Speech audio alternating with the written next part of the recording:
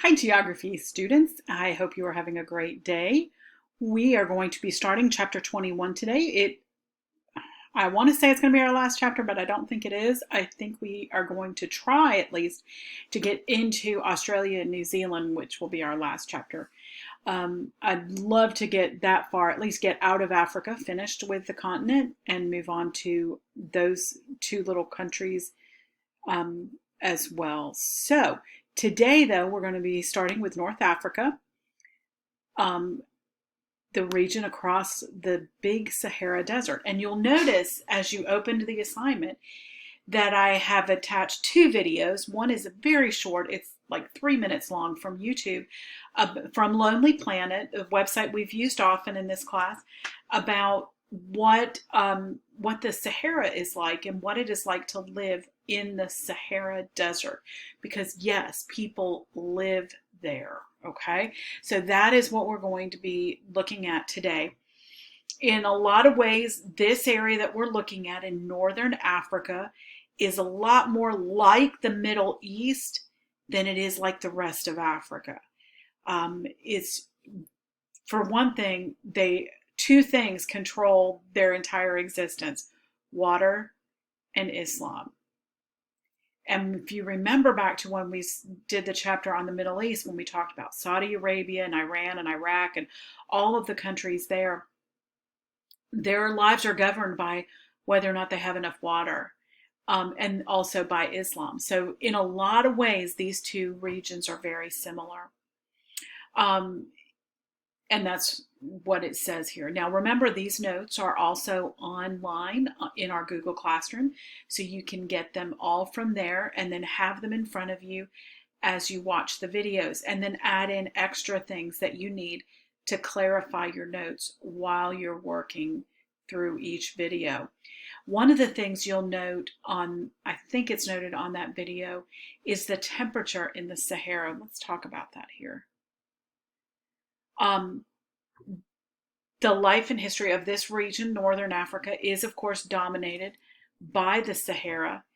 It is the only desert in the world that spans an entire continent from east to west. From the Red Sea all the way to the Atlantic Ocean, the Sahara is there. Okay, the temperature in the Sahara runs about 90 degrees most days, but it will often go up as high as 120.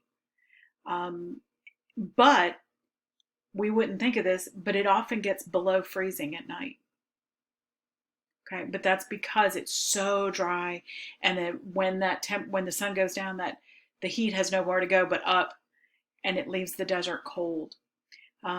It's just really, really an incredible place, as you can see from these pictures and from the pictures in that video. It will be very interesting for you, I'm sure. The Sahara Desert itself is about the size of the United States of America, from sea to shining sea. So think about that as an enormous, enormous desert. Okay. Here is a map of the area we're going to be looking at.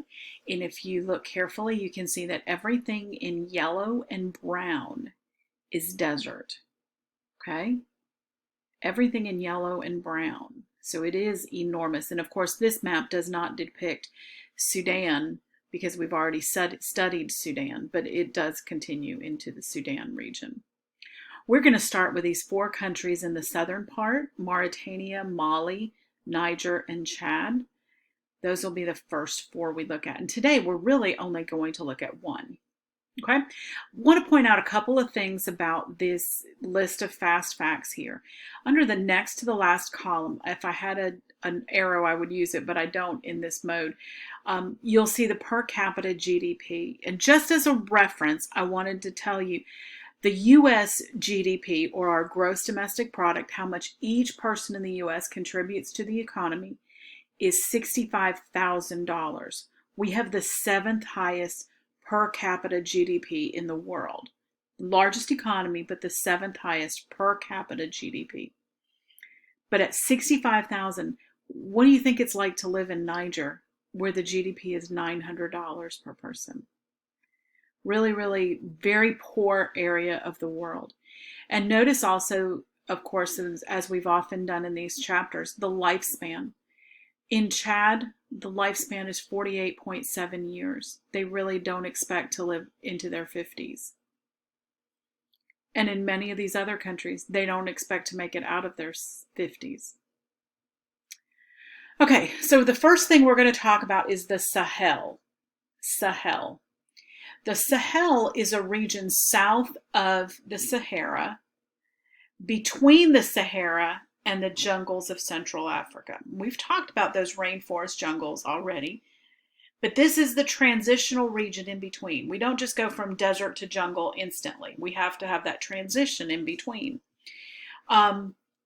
It's about 300 miles wide, and it ranges from at the top of the Sahel, right at the edge of the Sahara, they get maybe 4 inches of rain a year. But at the southernmost point, they might get 24 inches. And remember, when we talked about those rainforests, they get over 100. Okay, so that's going to be the way that things change, is as you go down further south, you're going to get more and more rain. In the Sahel, drought often devastates. These are subsistence farmers. They do not have irrigation equipment, but those 4 inches of rain that they might get right at the top northern part of the Sahel, they might come all in one day, and then they have no more rain for another year. Okay, that is a difficult way to live. Okay, let's look at the Mauritania first. As I did tell you already, Islam dominates in this area. Mauritania and Chad, their main language is Arabic. Mali and Niger, I think it's French. Yeah, I think it's French. But there are 133 native languages spoken in this area. So there's not one dominant. There are many native groups all across Africa that speak different dialects. Notice how rocky the desert really is in these pictures. It looks, when we look at the pictures of the Sahara, it looks like it's all sand, and it's not. There's a lot of rock in that.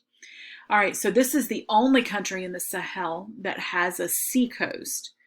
So that is a good thing for Mauritania. It hasn't helped them a whole lot, but it does give them access to shipping so that they can get things out of their country. And they also have fishing waters off the Atlantic. There is a national park in Mauritania called the Banque d'Arguin, and it is supposed to be a very beautiful place, very popular. Half of the park there is seascape, where you can go be on the beach, and it has islands and sea animals. And the other half is sandy tidal flats where you can wade out into the water and swamps. It is one of the largest migrant bird sanctuaries in the world. And it's also home to all kinds of fish and dolphins and turtles. They actually sold part of the fishing rights of this area in 2006 to pay their debts. And because of that, they've had some overfishing in the area, and the ecosystem is in trouble. Okay, so back to Mauritania. The nomadic people who live in this region are called Moors. Moors are a mixed breed of people. They are Arabs and Berbers. Arabs, of course, being from the Middle East. Berbers being from, I believe, they are native to Northern Africa. All right. Mauritania used to be home to one of the wealthiest empires on the planet. It was the Ghana Empire, and it was centered at a city called Kumbi Saleh. They may have started the Ghana Empire somewhere around the 4th century. It's just super old, but they controlled all of the trade along the Sahel. And because they were able to do that, when traders would come through from Southern Africa heading towards Europe to trade their gold, they would take all of the gold chunks and leave the dust for them to get to Europe. So it was a humongously wealthy empire, but it is now in ruins. However, it is still Mauritania is still home to a slave trade, and it's a pretty well ingrained slave trade that continues today. Some estimates have as much as 20% of the Mauritanian people have been sold into slavery. The government did not outlaw slavery until 1981. They made it a crime to trade slaves in 2007. That was just 13 years ago, and yet the slave trade continues. So these are people that are very much abused and mistreated. The Arab Spring of 2011 was an uprising across Arab countries where the Arab people were complaining and trying to raise attention so that we would all realize what they're going through. It was basically built on, they wanted political and economic equality across their cultures. And as we've looked at before in the Arab cultures, that's just not something that they're very good at. But that was what the Arab Spring of 2011 was about. And after that Arab Spring, after that came through Mauritania, they have not been able to hold a stable government since. They've had democracy, and then they overthrow the democracy in a military coup, and then they try to establish another one, and it doesn't work either. So they've had a really, really difficult time. And then tomorrow we'll move on to Mali, Niger, and Chad. But for today, remember you need to take your quiz after you've watched both videos, because you know I may pull something out of that other video. And the other thing is, I need to give you another fast fact for you to remember and use it on your quiz. If you've watched this far, good for you. Your fast fact of the day is that armadillo shells are bulletproof. Who knew? But just an interesting little side note there. Remember that armadillo shells are bulletproof. Okay? I will see you tomorrow. Have a good day.